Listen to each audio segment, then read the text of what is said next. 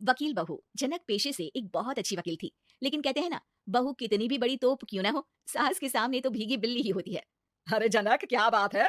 आज रोटी नहीं मिली अभी तक। ये तेरा कोर्ट नहीं है जो आज फैसला ना हुआ तो कल की तारीख मिल जाए। रोटी तो रोज वक्त में चाहिए। हाँ। माँ जी, रोटी तो कब की बन गई, मैंने आपको कहा तो खाना खाने के लिए, आपने शायद सुना नहीं होगा।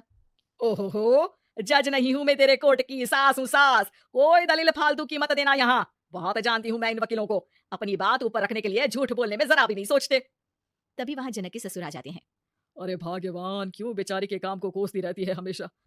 मैं भी तो था वहां जब ये आई थी तुझे रोटी खाने को बुलाने के लिए।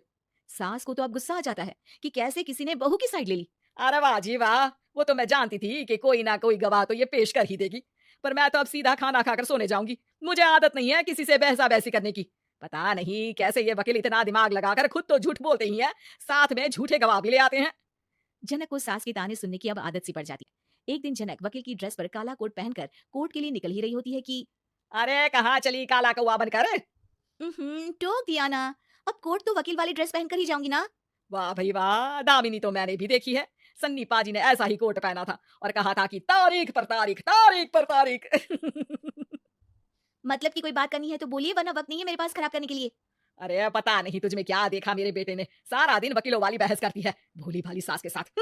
अच्छा सुन, जो इतनी बहस मेरे आगे करती है ना, जरा अपने बॉस से कर ले, जो 1 साल भी ना हुए तेरी शादी को और काले कपड़े पहना दिए। अंदर जा और लाल कोट पहन कर आ, पता तो चले कि नई नवेली शादी हुई है। अरे माँ जी, कोर्ट में मेरा बॉस क्या करेगा, ये तो पूरे देश की ड्रेस है वकीलों के लिए। लेकिन सास तो ठहरी सास। अच्छा, तो कोई जरूरत नहीं है 2-4 साल कोर्ट जाने की। शादी थोड़ी पुरानी हो जाए तब इजाजत दे दूंगी मैं तुझे काले कपड़े पहनने की। अब क्या था, मन मारकर जनक को लाल रंग का कोट पहनकर कोर्ट जाना पड़ता है। उसके जाने के बाद आहा, बढ़िया, ये पूरे देश की ड्रेस की बात करने वाली। अरे पहना दिया ना लाल कोट। अब सास आए दिन या तो जनक को उसके काम का ताना देती, या फिर उसका काम छुड़वा देने की धमकी। तंग आकर एक दिन जनक पति से कहती है, मैं सोच रही हूँ कि कोर्ट जाना बंद ही कर दूं। अरे क्यों यार, इतना अच्छा करियर है, क्यों छोड़ने की सोच रही हो? अरे लाल रंग का कोट पहनकर जाना पड़ता है, हर बात पर सास ताना देती है कि वकील तेज होते हैं, सवाल जवाब करते हैं, झूठी दलीलें देते हैं। अरे तो ठीक है ना, वो जो कहती है अपनी समझ से कहती है, लेकिन तुमको तो पता है ना कि सच्चाई क्या है।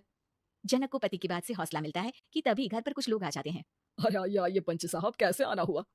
अरे भाई साहब, सुना है कि आपकी बहू वकील है। तभी वहां सास आ जाती है।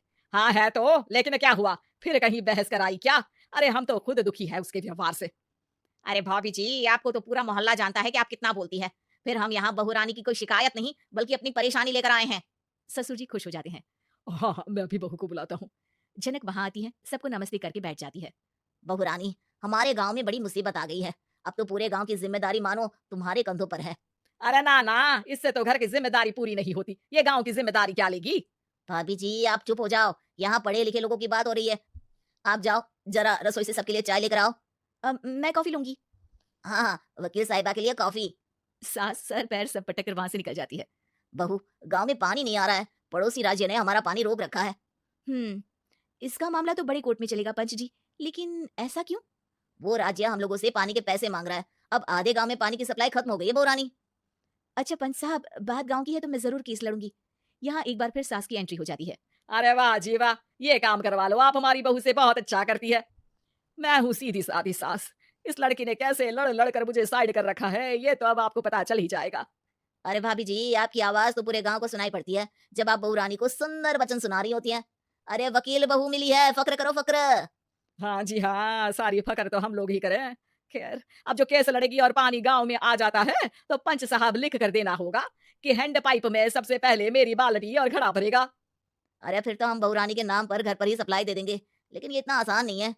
बहू, गांव के पास अभी वकील करने की भी पैसे नहीं है तो। अरे पंच साहब, ये मेरे गांव का मामला है, मैं आपसे एक भी पैसा नहीं लूंगी। सास को बहू की बात पर गुस्सा आ जाता है, लेकिन सबकी जाने के बाद झनक मन लगाकर गांव की परेशानियों को दूर करने में लग जाती है। और वो दिन भी आता है कि झनक केस जीत जाती है। अरे आज तो प्लम्बर आकर घर तक पाइप लगा गया है।